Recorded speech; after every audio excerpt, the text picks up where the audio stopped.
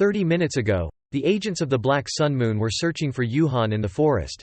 Two of them were searching and asking each other, "Where has he gone?" "This way. There's a sound coming from over there, let's go." Waiting for the group from Black Sun Moon to move away, Yuhan finally emerged from within his wooden armor. Another dangerous moment passed. He gasped with sweat pouring down, saying, "Finally, I've managed to lose them. First, I need to find this antidote." While still fumbling with the Hydra's poison remedy, a giant monster appeared right behind Yuhan, its growling sounds echoing from behind. Yuhan was taken aback, and when he turned around, he discovered it was a golden ogre. A monster that rarely appears in the Nemesis Mountain highlands. It's best not to fight this creature as its attack power is equivalent to a high level. Despite Yuhan assessing it, the monster began to launch attacks at Yuhan, lifting its weapon and striking down with force. Yuhan dodged. The attack did not injure him but was enough to disturb the ground and rocks in the area. Yuhan continued to reason that the golden ogre would drop a powerful antidote, hence players always wanted to defeat it. Information extracted from the Nemesis Mountain log. Yuhan then swung onto a higher position, looking down at the monster below with a face full of eagerness to defeat it. Yuhan began to launch his attacks, excitedly saying, "No matter how strong your attacks are, if they don't hit me, they're useless." Yuhan used his sword to attack the monster, landing hits with each sword move. The monster's energy points gradually depleted, meaning the antidote Yuhan obtained became increasingly plentiful. Seeing the monster intending to turn and flee, he shouted, "Stop right there," but of course, it could not turn back to face the attack. Yuhan obtained a strong antidote from the golden ogre, a universal poison antidote that could heal any condition.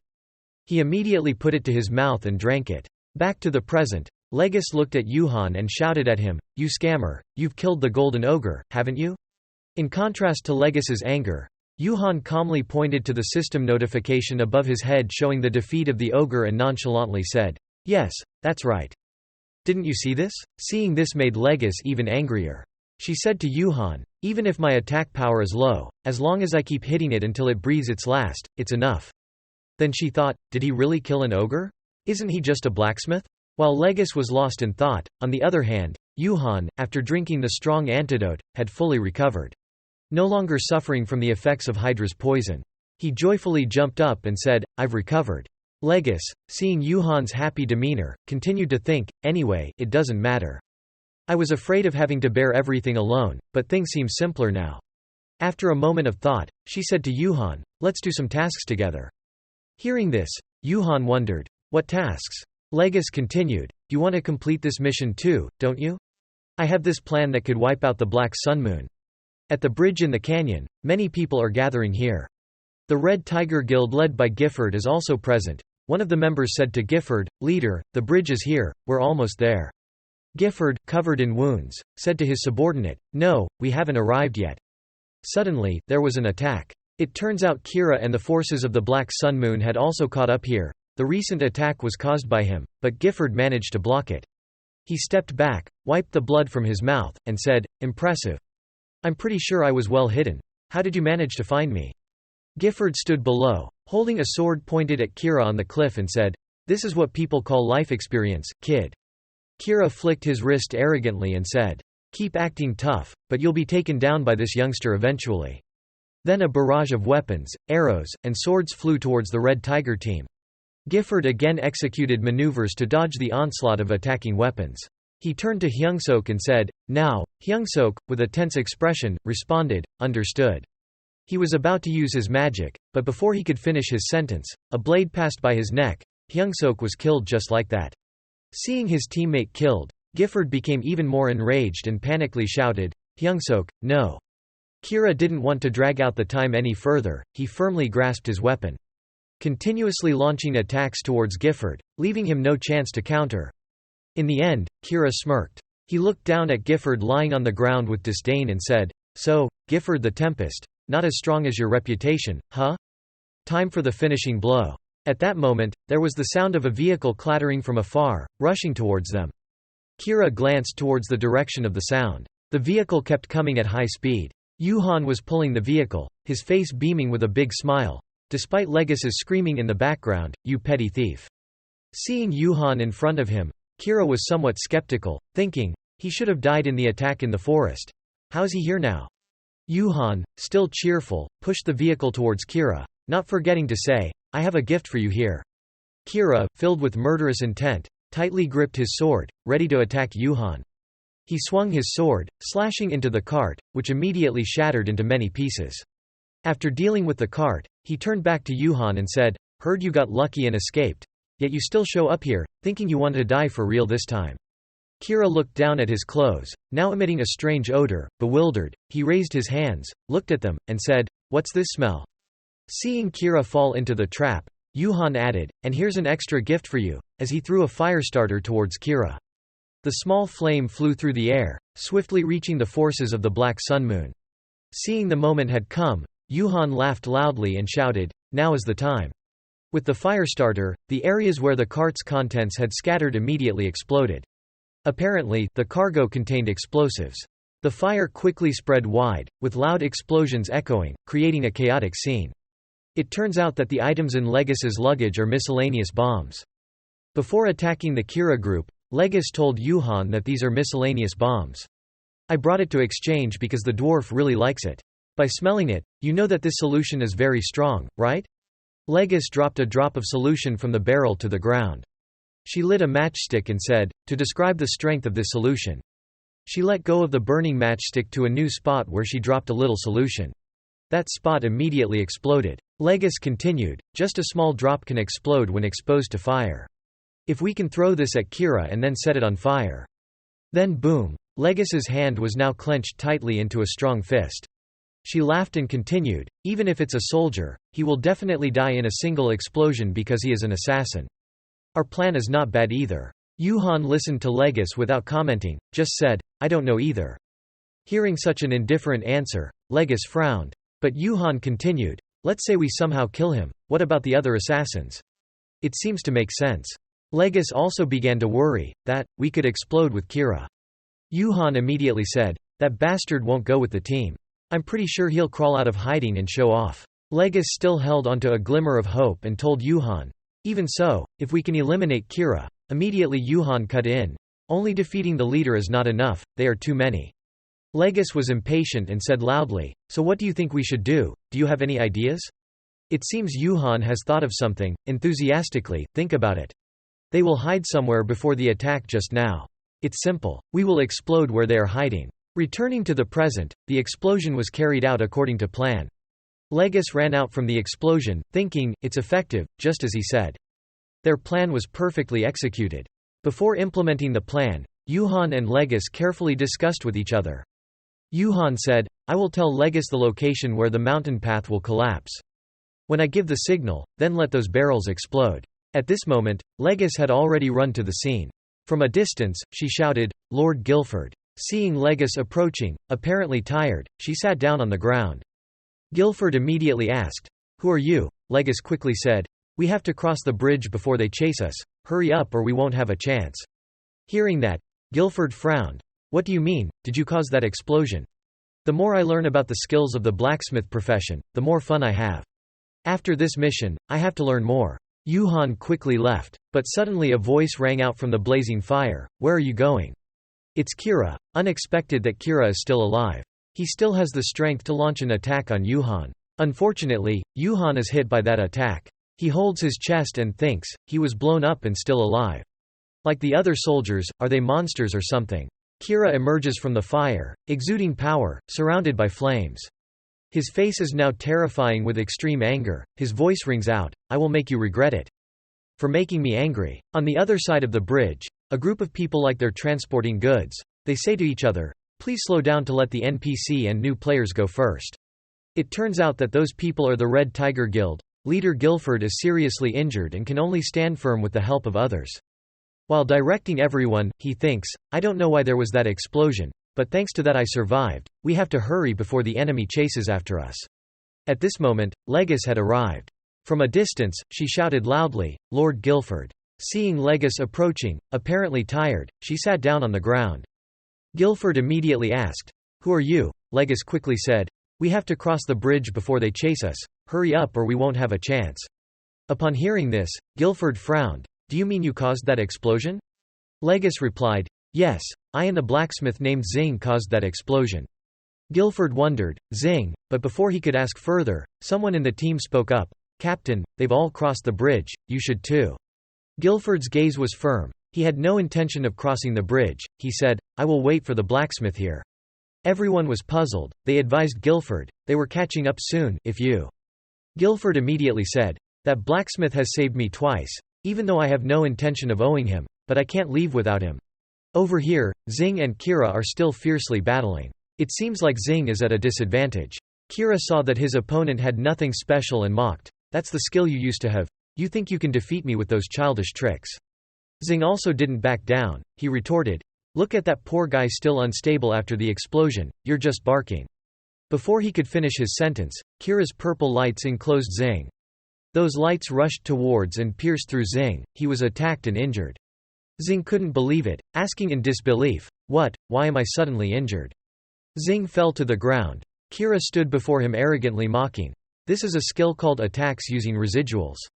Don't tell me you intended to dodge with those useless punches. Know your position, fool. Kira approached Zing closer. He still had that look and told Zing, I will kill pests like you. As he said this, he raised his foot to deliver a finishing blow to Zing. But Zing shouted loudly, come on. Kira was puzzled, there's still a bomb. Before he could react, Zing stood up and ran away, leaving a furious Kira cursing in the air, you coward. Running and laughing, Zing was tricked, what a fool. Kira limped with pain towards a cave. This is the Triumph Cave of the Nemesis mountain range. He entered the cave, angrily saying, wait until I catch you, you wretched. I wish I could smash you to pieces outside. Sensing an attack from behind, Kira turned around to swing his sword at the attacker. He noticed something strange as what fell out were cookies. He wondered, cookies? It turned out the attacker was Zing. Zing's recent attack hit the target. He is excited, great, he hit it. However, Kira disappeared in midair, leaving Yuhan confused. It's the assassin skill of illusion. Summoning a mirror image that moves exactly like the owner, disappears when attacked by the enemy. Now, Kira appears from behind, kicking a powerful blow to Yuhan's back, making him numb. Kira tells Yuhan, I must admit, you are a formidable opponent, perhaps even more troublesome than that old man Guilford. But everything ends now. You will also die, Yuhan's voice echoed. Kira's leg was also tightly bound by wire somewhere. Kira looks down in surprise, what is this? Sitting in a corner, Yuhan says, you see, there are no traps or equipment in this cave. But there is an interesting species of plant thriving here, resistance is futile, once caught, you can't escape. This is a cave climbing rope LV.33. It will trap any object in the vicinity, usually disappearing when the controlled time ends. Yuhan is standing up slowly thinking, this is a gamble but it works, you should carefully watch where you step. Kira stands still and mutters, this fool, it's over yet he's still playing around. No weapons or combat skills, even if you have 10 seconds, what can you do? Kira is very calm at this moment, seemingly confident that victory is in his hands. He tightly grips his weapon and says, I don't need combat skills or weapons. Because I killed the giant golem with this. Have you ever heard of the rage mode?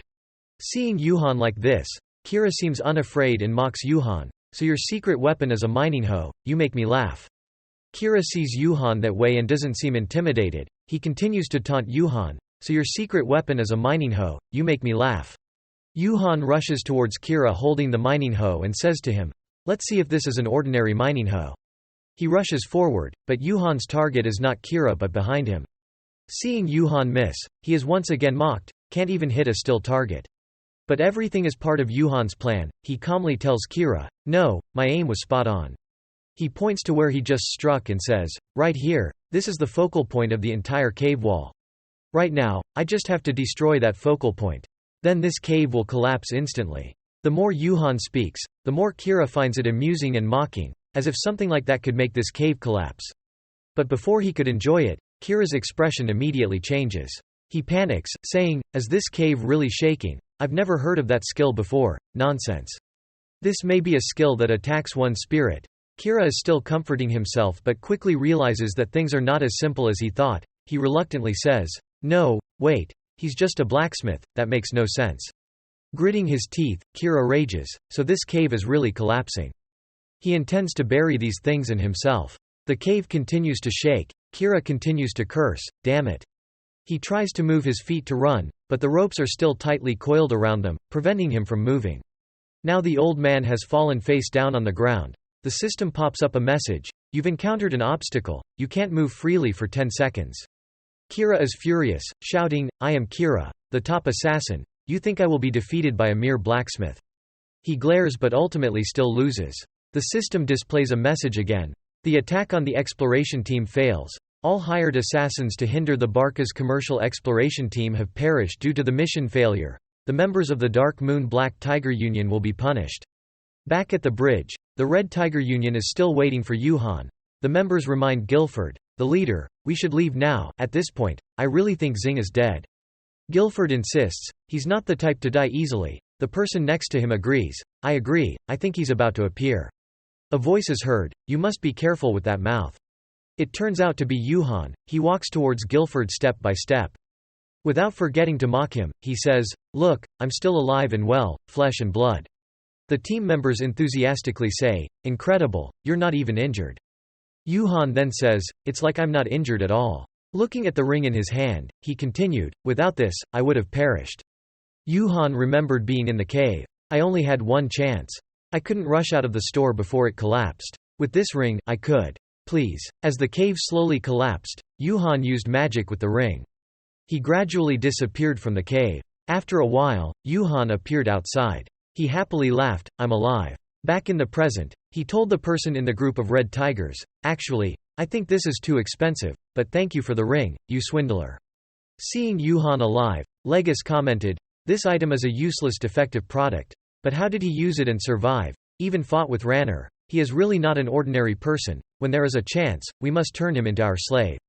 Legus approached Yuhan, arms crossed, and said, see, I told you it works. Thank your big sister Legus.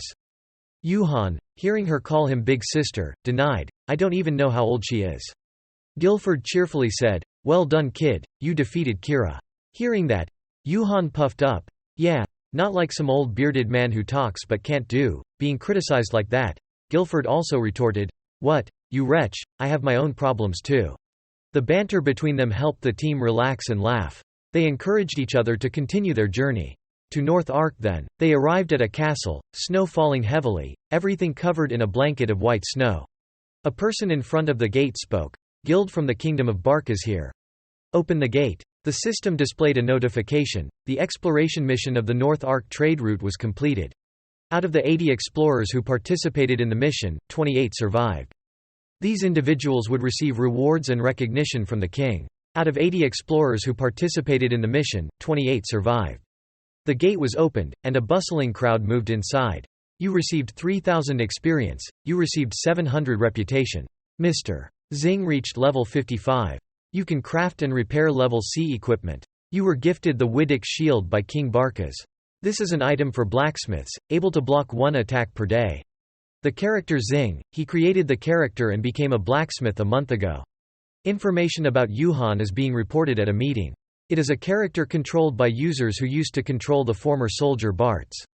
After creating Xing, he showed signs of unusual gameplay. He hunted the enraged giant stone golem, activated by a hidden event, and is currently on the ship to the north where the next activation button is located. Developers believe that this user is very likely to trigger the Mycenia event.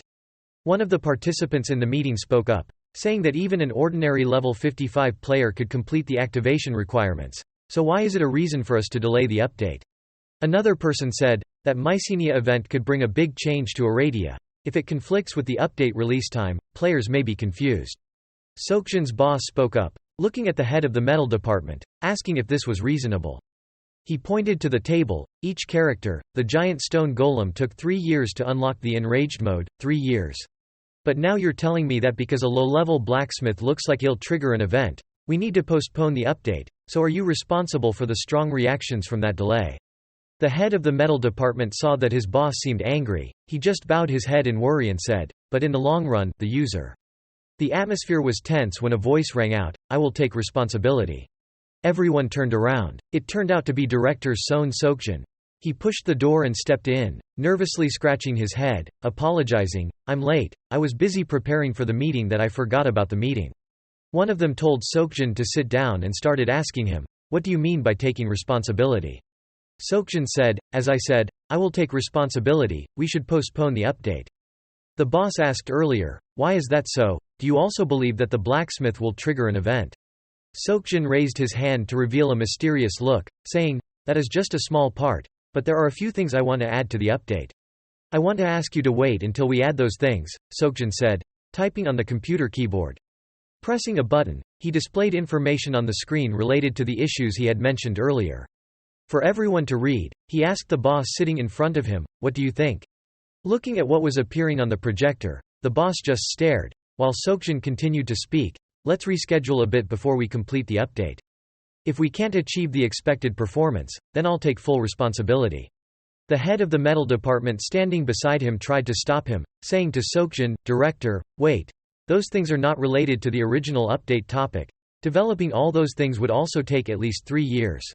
Knowing that the head of the metal department was worried about something, Seokjin just chuckled and told him, "Most of the work I've done while on vacation, the development team just needs to finalize it." Hearing this, the head of the metal department felt embarrassed. He frowned and thought, did he do it all by himself? Seokjin continued to persuade the people in the meeting with very convincing words. "How about it? Didn't you expect this? Look at how a radio will change and move forward." In Yuhan's family, in his room, he was sleeping with drool coming out, laughing and dreaming. That annoying hacker was finally caught. "You thought hiding on the northern ship that I wouldn't know. I've been waiting for this day for a long time." Yoo-hyun, his younger brother, opened the door and walked in, seeing that he seemed used to it, so he just stood there for a moment without saying anything. He looked at his older brother for a moment, finally sighed helplessly and walked out. At the dining table, Yuhan's parents were sitting. They seemed to have told Yoo-hyun to call Yuhan for dinner. The mother of the two asked Yoo-hyun, "Where is Yuhan?" Yoo-hyun replied, "He's probably playing games all night again. He's asleep." Hearing this, the mother immediately got angry and exclaimed, "What? He said he would study, but then played games all night. This guy." In contrast to the anger of the mother, the father of the two gently asked, "What's wrong, dear?" He thinks it's good if the boy tries to tell us he will do something on his own, especially compared to the past. Hearing her husband say that, the mother of the two turned to her husband and said, "Oh, it's because you're behaving like that. What if he can't earn his own living?" The father of the two continued, "It's okay, he can manage our store, dear. I just want him to be happy. When he's really struggling, we can't do anything for him, so if he wants to do something, we should let him do it. But I'm still worried about his health." Yuhan by now has woken up at some point. He stands in a corner quietly listening to the words of his parents just now. Yoo-hyun sat on one side listening to his father finish speaking. He then said something that made his parents unable to imagine. "Moved by it, Dad. So to celebrate those words, today I will party like never before." Seeing his son say that, the mother became even angrier. She immediately scolded Yoo-hyun. "No, I thought we would be able to pass a word, but nothing." Unexpectedly, Yoo-hyun blushed and sat silent, full of regret. Under his own house, Yuhan was sitting on a long chair, looking like he had something on his mind. "You hold a water bottle, recalling what your father just said during the meal. You think again, your parents always worry in vain, now you no longer care about that." Yuhan puts the water bottle down. "You think back to those days. A tray of food is brought in front of you, but you wonder, what is this? Looking at the tray of food in front of you, you grind your teeth frowning at each word. The tray of canteen food has a whole mouse lying in it, looking very disgusting." Yuhan angrily looks at the classmates at the same table and says, "I did ask for a lot of food. But isn't this too much?" And the students sitting next to you also start discussing. Some don't believe and some want to post it online. Seeing the story is very interesting. Yuhan picks up the phone and thinks to himself, "I have to report this." The story of the mouse appearing in the meal is posted online. In the quiet space of the school, most classes are in session. There is a boy kicking the classroom door and running in. His mouth keeps talking loudly. "Hey, is that dog Kong Yuhan in this class?" Everyone was shocked, starting to discuss excitedly. "What? Who is that? You don't know? That's Kim Piljong from Yongwon High School. He was famous for his crazy behavior during high school. He's really crazy. Don't look into his eyes, sometimes he'll hit you for no reason." Kim Piljong walks towards the last desk in the row. He points at the person lying on the table and asks the person next to him, "Hey, is this dog Kong Yuhan?" Seeing no response, Kim Piljong grabs Yuhan's hair and shouts, "Hey! Get up, you dog!" As he spoke, he shook Yuhan's head violently with his hand. Ignoring the anger of someone who thought the teacher caught him for sleeping in class, Yuhan lazily said, "I'm not sleeping, sir." However, Kim Piljong seemed to have run out of patience. He punched Yuhan straight in the face. The punch made Yuhan fall to the ground. Kim Piljong stood in front of Yuhan, clenching his fists fiercely, threatening, "I will crush you, you wretch." At Yuhan's house, he had just returned from school and greeted everyone at home. But everyone noticed something was off. His younger brother, Yuhyun, asked, "What's wrong, Yuhan? Why is your face like that? Did you get into a fight?" Yuhan replied nonchalantly, "Just fell down the stairs." Yuhyun, still worried, pressed on, "Are you okay? Does it hurt? Should we go to the hospital?" Yuhan remained dismissive, responding, "Don't worry about it, I'm fine." Internally, he thought, "I'm not okay at all. From that day on, my school life turned into hell. Kim Piljong always came to find and harass me. Friends became increasingly distant, and I became more isolated. And so, day by day, I was beaten, bullied, and assaulted. And bullied again, with a series of violent images recurring." At this point, Yuhan was in great pain and wondered, "Why are you all treating me this way?" The bullies gathered around, laughing and taunting. "What did you say? I didn't hear you clearly. What are you mumbling there, dog?" Yuhan mustered all his strength to stand up, gritted his teeth, and shouted, "Why are you all treating me this way?" Seeing Yuhan react, the group of students was taken aback for a moment. But then they quickly resumed their wicked smiles, starting to mock again. "Look at that loser trying to act pathetic." Despite Yuhan's persistent questioning, the students did not answer, only hurling insults at him. At this moment, a voice came from behind the door, "You shouldn't be doing that. If you're asked a question, you should answer it." The group turned to look as a handsome guy walked in, Hylanul, the student council president of Harkham High School. Hearing this name, Yuhan tried to remember, "Jung Hylanul, isn't that the guy who always ranks first?" Hylanul approached Yuhan, pressing down on Yuhan who was sprawled on the ground, and said, "Ah Yuhan, are you wondering why you're always getting beaten up? Now I'll tell you, so listen carefully." He grabbed Yuhan's hair, lifting his head to face him. A look of disdain on his face, he began, "It's just that. Do I need a reason to beat up a beast? I just don't like you. That's why I mess with you, get it?" The group of students surrounding Yuhan at this moment burst into cruel, cold laughter. Thinking back on these events made Yuhan unable to contain himself, he angrily punched the chair. He cursed, "Jung Hylanul, you damn dog," his hand squeezing the can until it deformed. Yuhan stood up and practiced the martial arts moves he had learned, cursing as he practiced, "You bunch of losers, just you wait. If we ever meet again, with the skills I've learned from the game, I'll tear you into 100 pieces." As his determination was boiling, suddenly, a piece of paper flew and hit Yuhan in the face. Causing him to lose balance, he murmured, "Easy now, I can't see anything ahead." Because he couldn't see, Yuhan lost his balance and bumped into a passerby.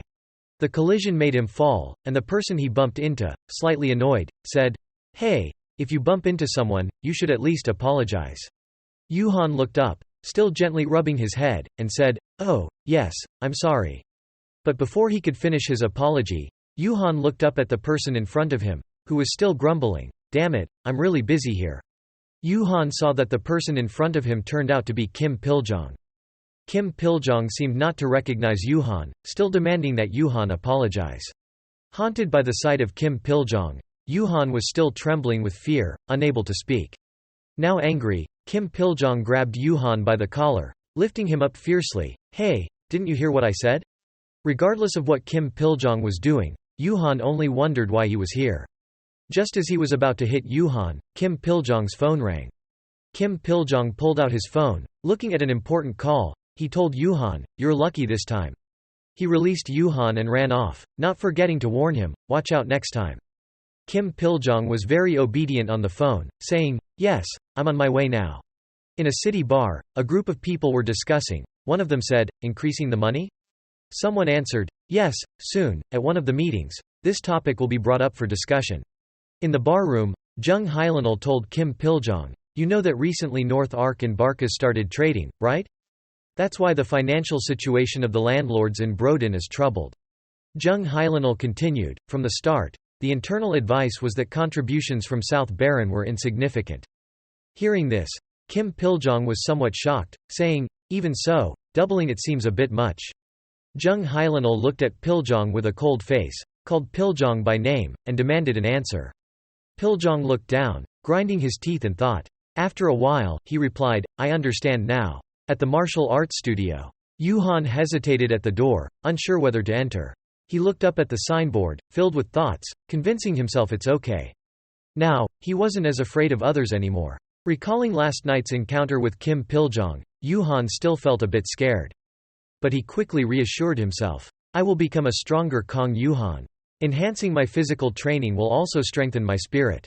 Yuhan boldly opened the door and stepped in, declaring with enthusiasm, pleased to meet everyone, I'm here to learn martial arts.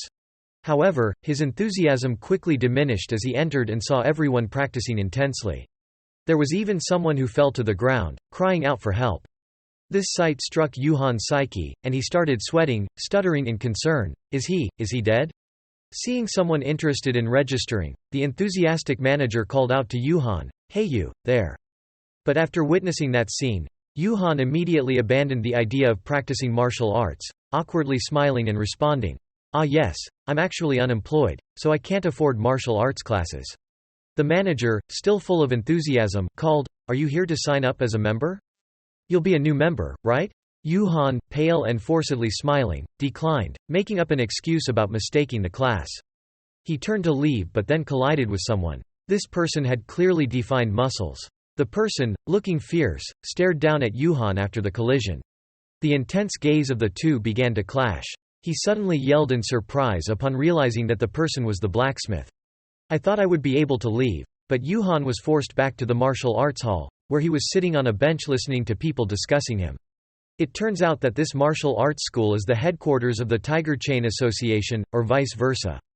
People were sitting on the floor looking at Yuhan and evaluating him, discussing, saying, Oh, that's him, yes, he's the blacksmith, but his movements are not like those of ordinary people. Looks like you're also a martial artist, right? A series of questions were asked to Yuhan, and he tried to explain, saying, No, I just thought maybe I could learn something. People continued to ask, So you came here to be a new member, right? Yuhan immediately denied, No, I don't have money so I can't afford the membership fee. One of them quickly replied, It's okay. I will specially waive the fee for you for a year. This statement shocked Guilford sitting behind him. Yuhan helplessly thought, recruiting me to such an extent. Song Tisu sat aside, with a wicked smile thinking, I will train you like a dog and correct those attitudes. Seeing everyone enthusiastic, an idea popped up in Yuhan's mind because he had nothing to lose. He replied, Then please instruct me. Information about Yuhan was gradually filled out on the training registration form at Daehan Martial Arts Hall. Hearing the name Kong Yuhan, Song Tisu thought, I have heard this name somewhere before. After a moment of contemplation, Song Tisu remembered. He told Yuhan that it was the son of the store owner he often visited. That was my daughter's childhood friend. After saying that, he sighed and said that he really missed the past. Song Tisu's previous words made Yuhan sweat. He hesitantly asked, May I ask what your name is, sir? Hearing Yuhan ask that, Song Tisu realized he hadn't told him his name and replied, My name is Song Tisu. Yuhan continued, And may I ask what your daughter's name is? Song Tisu asked Yuhan back, Why are you curious about Charon's name? At this point, it seemed that Yuhan remembered some old stories. He smiled and said to Song Tisu that it has been a long time, hasn't it? Hearing that, Song Tisu was surprised. Awkwardly said, Don't tell me, you are Yuhan. In the game world, a system message is displayed. You have run out of energy for 30 minutes. Your vitality is decreasing. Yuhan laid despondently on the cold snow. His face grimacing in pain. This is the worst. Back to reality, Song Tisu began training Yuhan. He would spin him around and talk, saying fate has brought us together once again, so you should also teach yourself. Yuhan was trained to the point of exhaustion. After that hellish training session, he had to drag himself home. Then he logged into Arpedia Online. In the game world, standing in front of a house, Yuhan thought, I have thought a lot about how I can receive missions from the dwarves to level up and learn hidden skills. However, Yuhan was repeatedly rejected by the dwarves. They kept kicking Yuhan out of the door without even stepping foot inside their homes. After being kicked out many times, Yuhan sat on the snow, tears streaming down his face, saying, The dwarves are quite difficult to please, but the dwarves talked among themselves, they really hated humans. Humans were of no use to them, they didn't need humans. The dwarves thought Yuhan came to steal their secrets, so they chased him away every time. Remembering those times of being chased away, Yuhan couldn't believe that the dwarves were so difficult. If he tried harder, they might even chase him away with swords. Yuhan walked hungry on the road. The system kept showing notifications, not enough energy, please recharge with food. He dragged his hungry body to find food. In a store, Yuhan shouted loudly without even looking at anything, really ridiculous. Looking at a potato displayed in front of him, he exclaimed, "Why does a potato cost 1200 gold coins? Ridiculous." Yuhan, full of confusion, asked the shop owner, "Why do you keep it in the display case? It's so frustrating, it's just a potato." The boss looked at Yuhan like that, then said, "The new guy is joking. Our store is the cheapest place to buy food." Yuhan thought that the prices were not stable as direct trading had just begun. He pointed to a potato and said, "Okay, give me one." But he didn't have enough money to buy that potato. It was then that Yuhan remembered, he had spent all his money and bought things from Gold Rush, thinking it would be easy to get into the factory. With not enough money to buy and feeling very hungry, Yuhan started to bargain with the boss, asking if he could reduce 400 gold coins for him.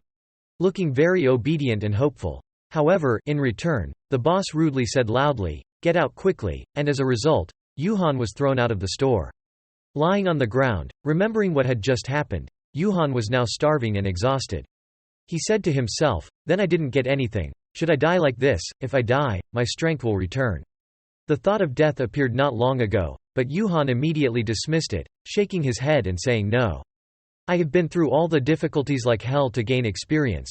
Looking at the treasure in my hand, I reluctantly swallowed tears and said, "Surely there is no other choice. I will have to sell this to save my life." The item that Yuhan chose to sell was Wiedeke's shield, an item he had just obtained.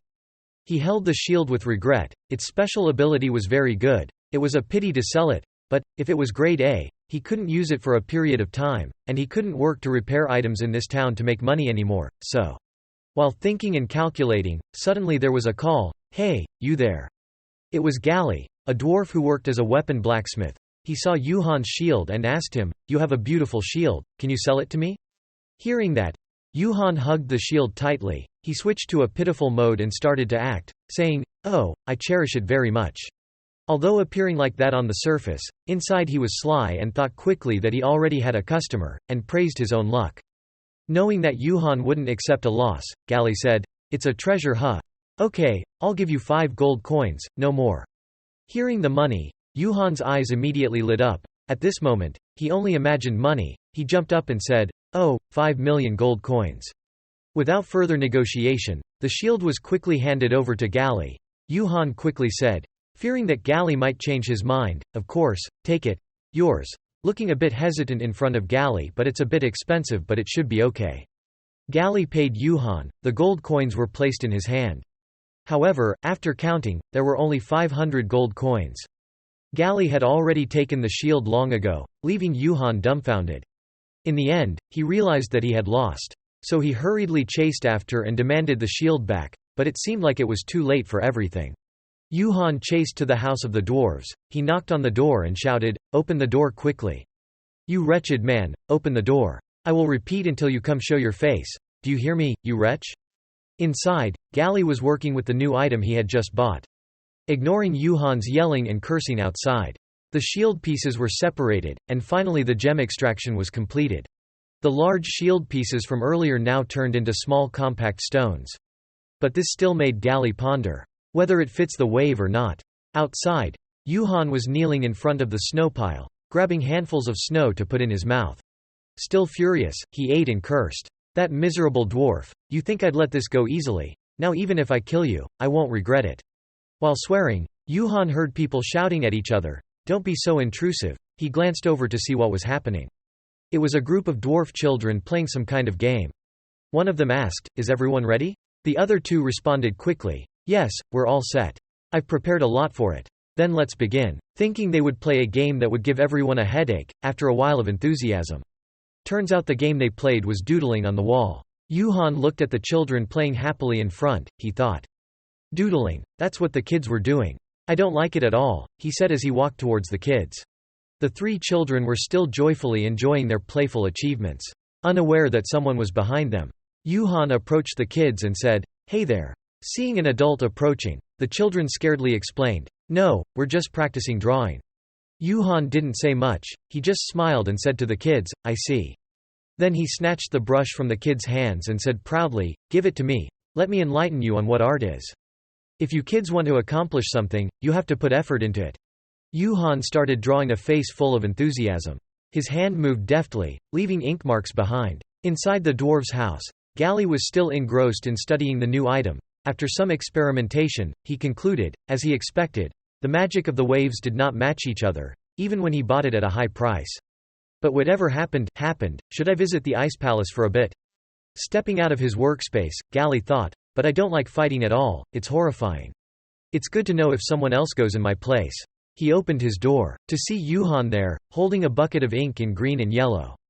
Seeing Gali, Yuhan got angry. He shouted, You wretched man, finally show your face. Yuhan grabbed Gali's collar and interrogated, Give me back my shield, you old dwarf.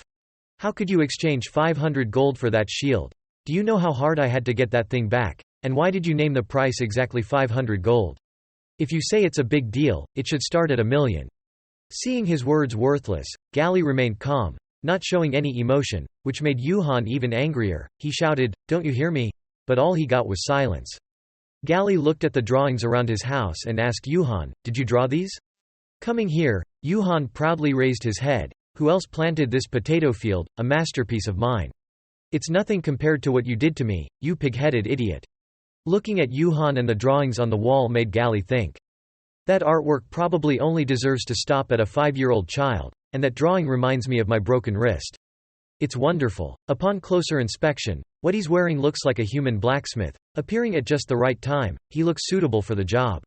Upon seeing himself, he talks mindlessly, while Gali just shows a bland face without responding or objecting, making Yuhan appear impatient. He continues to demand the spear. Do you hear what I'm saying? Give back the spear to me. The kids see that the fun and excitement are over and leave hand in hand, all together. Gali seems to only react when he hears Yuhan's words and says, Oh, here's the spear, I'll give it back to you, but you have to let go of me first, young man. Seemingly having achieved his goal, Yuhan let go of grabbing Gali by the collar. Once released, Gali drops his bag down, piece by piece of the shield falls out. He calmly says, Here's yours. Eagerly preparing to examine his shield, Yuhan's results were not as expected. Yuhan's shield now looks very different, it's broken into pieces. Gali explains to Yuhan that the mithril shield has been crafted by him. It's the Widdick shield he bought from you. He just adjusted it a bit. The handle of the shield is sturdy. The ruby is magically imbued. He took it apart intact. You can also recreate it, so it will still become a shield. You're a blacksmith, so at least you should know how to make a shield. Upon hearing Gali speak, Yuhan's face darkened. He angrily retorted, You just said you took my shield. One side is furious. Over here Gali remains calm as if nothing had happened, responding to Yuhan matter-of-factly, Yes, that's right. Hearing this answer, Yuhan once again grabbed Gali, seeming like a burst of anger was about to erupt. However, there was a dizzying change in attitude. Yuhan's eyes shimmered with admiration as he looked at Gali and asked, How did you do that, sir? Kong Yuhan thinks most people only know forging skills like manufacturing and repair. That's why when using expensive materials to make equipment, they usually use formulas. Because if there is a mistake, it will be costly. He thought what if he could take it apart and redo it? He could reuse those materials and create equipment without a publicly available formula, and could create a powerful equipment. Kong Yuhan happily thinks of things that can be done. He can even customize an existing piece of equipment. He has to learn. He thinks shields are not that important now. He put his hand on Gali's shoulder and said, Please teach me. Gali replied, I understand, but when will you become my apprentice? Kong Yuhan replied, I know, that damn dwarf philosophy. You have to protect your tribe's technology from other tribes. He doesn't understand what he's asking. Kong Yuhan covered his nose and said the smell of moldy sweat is too much. Gali said, Follow me. Kong Yuhan was surprised and said, In there. Kong Yuhan covered his nose and followed him. He asked, Do you know Ondoras? Kong Yuhan replied, I know. It is a legendary monster that operates in the northeast region. It loves gemstones, so the dwarf tribe will offer jewelry or decorative items to it.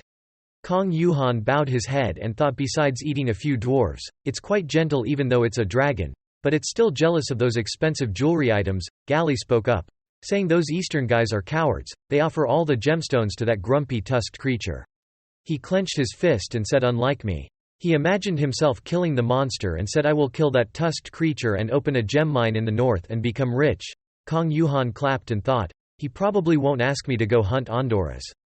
Gali handed over a key to open the door and said, to achieve that, I have created this beast. Kong Yuhan wondered about this creature.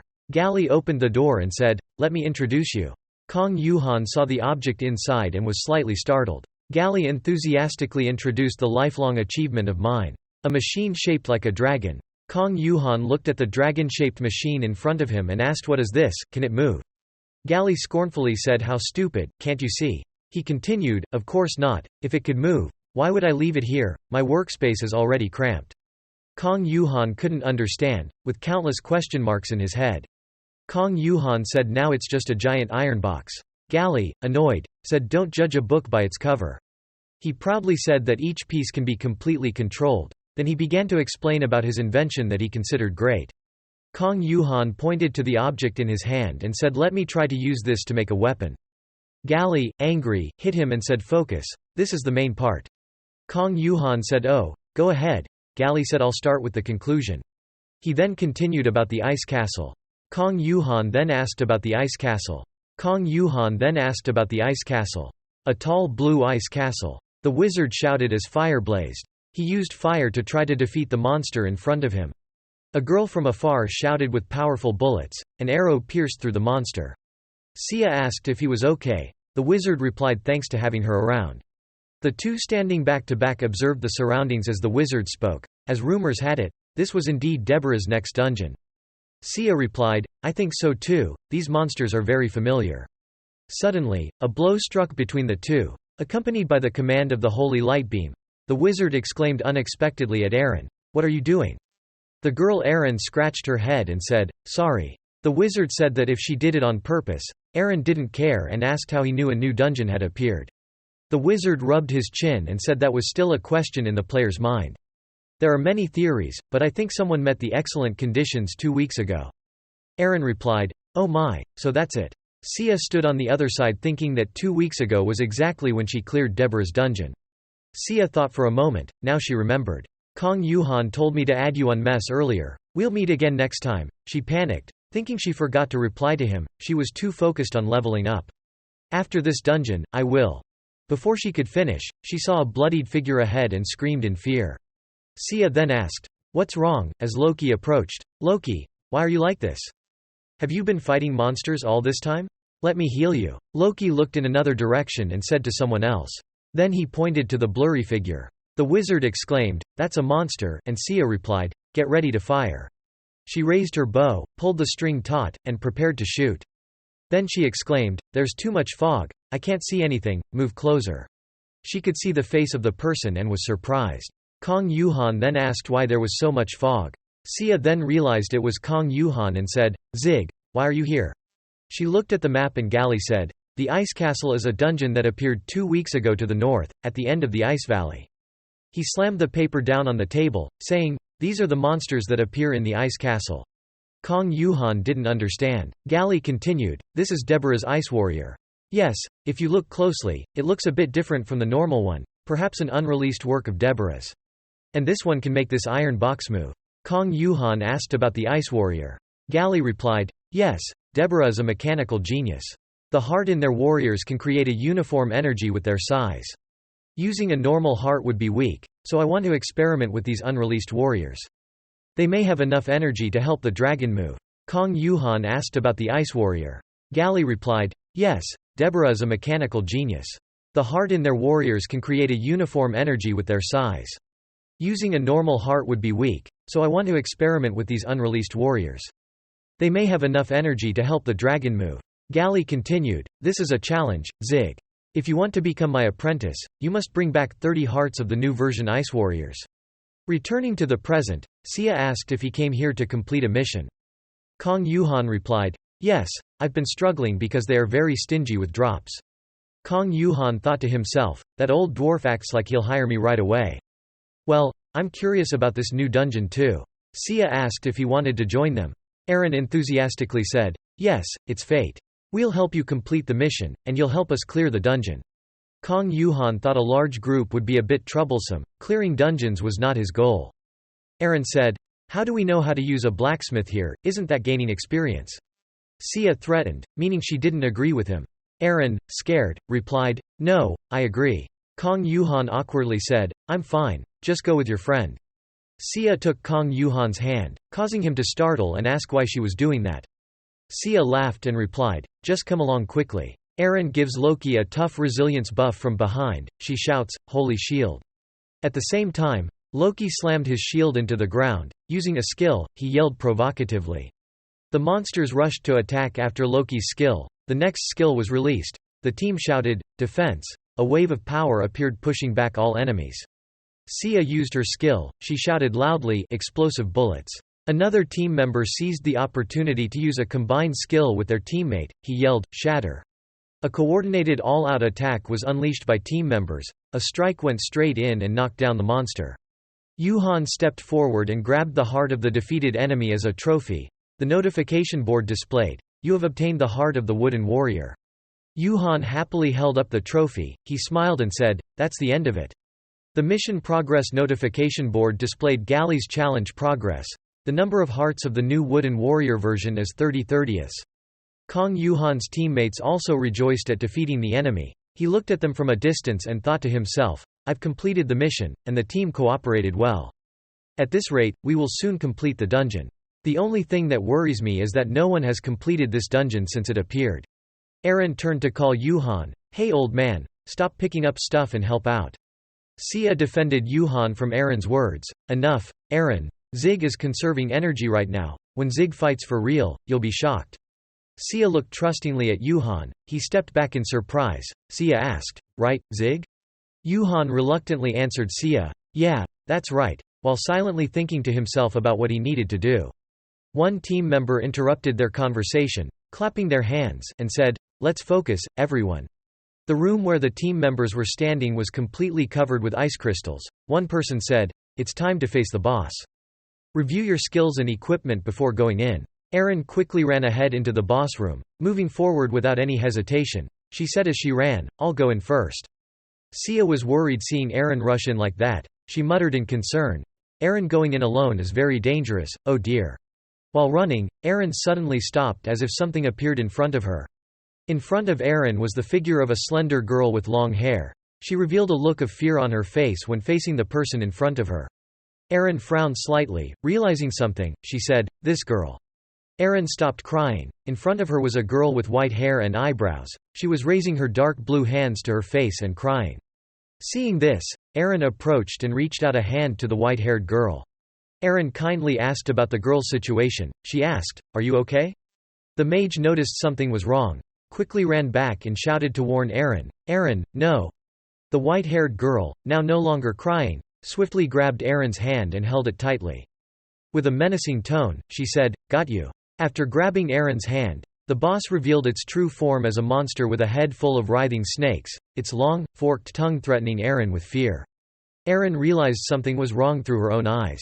The boss unleashed its skill, its tongue slithered and released a frosty mist while shouting, "Stone Cloud." Although the monster's skill missed its target, it still arrogantly displayed its power, saying, "You managed to dodge, humans are good at running away." It mocked the team members, "You can't run because your legs are too short, right?" At this moment, Loki was frozen solid, unable to move. The boss transformed into the form of the white-haired girl and taunted Loki continuously, "It's really a pity." It turned its gaze, saying, "But." It taunted the team members, "You can't run because your legs are too short, right?" At this moment, Loki was frozen solid, unable to move. The boss covered its face with its hand, performing something ambiguous, saying, "Why didn't you tell us where your friend is? They abandoned you. If you tell me, I'll spare your life, I promise." Loki faced a boss with two faces. One face was a monstrous snake-like form. The other face was the beautiful face of a girl with white hair. Loki held onto his shield and mace tightly, ready to fight. Loki slammed his shield into the ground, sending out a powerful energy wave. He used the taunt skill. At the same time, Loki calmly activated his ability. He shouted, "Defense." The boss was momentarily provoked. It appeared ferocious, its teeth bared on both sides with its hands, preparing to attack and saying, "All right." The boss used a powerful technique. Several snakes on its head extended and attacked Loki at the same time, attacking and taunting, "If you wanna die, I'll grant your wish." A loud noise rang out. Eren stood trembling, her face so scared that she couldn't move. Eren collapsed on the ground, her voice trembling as she asked, "What is that, so scary?" Sia approached to comfort Eren. The mage answered her question, "It's Medusa, the most formidable monster in Arpedia." The mage continued to explain, "There are rumors on the board that the boss in the ice castle is Medusa. But I'm not sure if that information is correct or not. But I still have to ask, I'm sorry." Aaron breathed heavily, taking all the blame on herself. Aaron replied, "It's not your fault, it's because of me." Aaron's face turned pale. Both Sia and the mage were worried and sweating. Aaron, panicked and trembling, said, "It's because of me that Zig Yuhan has been turned into stone by the boss's skill." The interface displayed, "You have been turned into stone, you cannot move for 10 minutes. Aaron cried tears. Thinking everything happened because of her, she said, "He tried to save me." Sia continuously reassured Aaron, calling her name, Aaron. Sia smiled brightly, like a solid back that her teammates could rely on. Sia comforted Aaron, "It's okay, after we catch Medusa, you can apologize to him." Aaron touched, hesitated, "Sister." Aaron stopped crying. Pulling herself together, she said, "Okay, I'm still scared but I'll try my best." Sia worriedly replied, "That could be dangerous. How can we deal with a monster like that?" The mage suddenly intervened in the conversation, confidently saying, "You don't have to worry." Sia and Aaron were both curious about what he just said. The mage took out a magic mirror, smiling confidently. "I have this precaution." The notification interface displayed information about the mirror, anti-magic mirror. The magic mirror can reflect everything. On the other side, the boss continued to attack Loki, continuous strikes hitting him relentlessly. Loki still held his shield firmly against the boss. The boss laughed crazily, crowing loudly, "It seems you've reached your limit, human." Loki's face was bloodied and injured but he maintained his stance against the boss. Continuous support skills for Loki were released by Aaron. She used techniques to heal, Divine Shield, Holy Spirit, with other members supporting. The boss suddenly yelled in surprise. Aaron raised her magic staff, using the technique, Super Fire Burst. Sia raised her bow, shouting loudly, exploding bullets. The combination of the two skills created a powerful strike directly at the boss, causing it to scream in pain. An explosion caused by everyone's skills. The footsteps of the members steadied. They rushed towards Loki after the explosion. Aaron quickly said, "Sorry we're a bit late, are you okay?" Loki coldly replied, "I'm fine." Aaron stepped forward, saying, "I'm fine too, let's get back to fighting." Aaron smiled brightly. The mage immediately instructed, "All right, follow the plan, Aaron. Use all the support buffs on him." Aaron happily agreed, saying, "Okay." The mage continued, "Loki will continue to defend." Loki nodded in agreement. "As for me," the mage said, "Sia and I will attack from afar." Sia determinedly replied, "Okay." The mage gave the command confidently, "Let's fight." Everyone rushed forward at the same time. Aaron stood behind and shouted, "Move forward." They advanced to face Medusa strongly. The battle was extremely tense, while on the other side Kong Yuhan was still turned into stone. He cried in stone form. The cracks in the stone also made a jagged sound. The interface showed the remaining time until the petrification command expired as 7 minutes 17 seconds. Medusa uses a deadly attack. The wizard tells Aaron to use a shield. "Sia, it's time." Sia immediately says, "Okay, got it." Then she shoots towards Medusa. She immediately curses and Sia panically calls Loki. Medusa uses a spell to attack Loki. Loki uses a shield to dodge her attack. She angrily scolds him. Then she says, "Now I'm really angry." The wizard yells that it's coming. This is the second petrification wave. "Everyone, hide behind the pillars." "Loki, disable your provocation skill." Medusa yells, "Turn to stone." A whirlwind surrounds them, and the wizard immediately takes out a magic reflecting mirror from his pocket towards her. The wizard stands alone against the whirlwind. His fighting strength diminishes over time. Just when it seems like he has no more strength to resist, the whirlwind seems to be contained in the mirror. Immediately the whirlwind is absorbed into the mirror. Then the whirlwind is reversed towards Medusa. Seeing that everything is under control, everyone joyfully runs towards the wizard. Aaron asks if everything went according to plan. Sia is also satisfied and says, "Well done, everything is over." The wizard, exhausted, replies that it's not over yet, unlike the plan. Aaron exclaims, "What?" The wizard laughs and says there's no need to panic. Because Medusa has been blocked by her own magic, so she can't escape. She is also near death, we just need one final blow. Suddenly, a noise is heard from the rock, causing the wizard and everyone to panic. Then the rock slowly cracks open. The wizard is speechless. She asks the wizard how he can say that. A normal person cannot kill her. She laughs, revealing her sharp teeth and asks, "Isn't that right?" Everyone starts to panic. How is it possible? Sia asks the wizard, "You said she couldn't escape." The wizard immediately realizes and tells everyone to get into position. Everyone gets into position. Medusa begins to use her deadly technique. Sia suddenly feels her own energy draining away. Then suddenly everyone collapses. The system displays a message that the wizard's passive spirit skill has been activated, countering the adverse effects of the rock. He thinks to himself that Medusa cannot have a deadly skill, and how can she escape? Such thoughts are not helpful. He immediately uses the mirror. But before he can do anything, he is hit by Medusa's stone storm, turning him and his group into stone. The system immediately notifies you that you can only escape from the stone state when the person who turned you into stone dies. Medusa took the mirror in your hand and exclaimed, "A mirror reflecting magic. Indeed a nostalgic object. Yes, this terrifying mirror is her only weakness." But that was before she met Miss Deborah. She crushed the mirror and said, "Now this toy is no longer useful to her." Because Miss Deborah gave her power. Deborah's blessing will automatically activate when you have half or less of your vitality left. It makes you immune to all negative status effects, greatly increases your magic resistance, and allows you to use some of Deborah's spells. Medusa seemed to go insane and laughed incessantly. Medusa has the blessing of Deborah, a Medusa with the power bestowed by the legendary witch Deborah.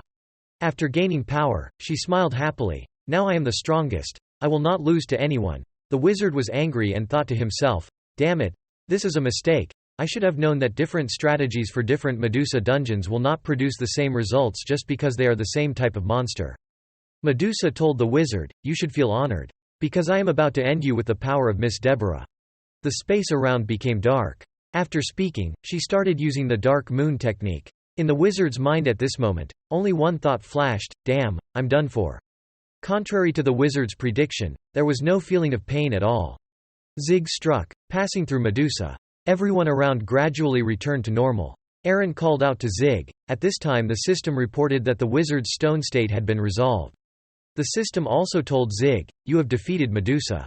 Kong Yuhan's face at this time was not happy but rather a bit painful.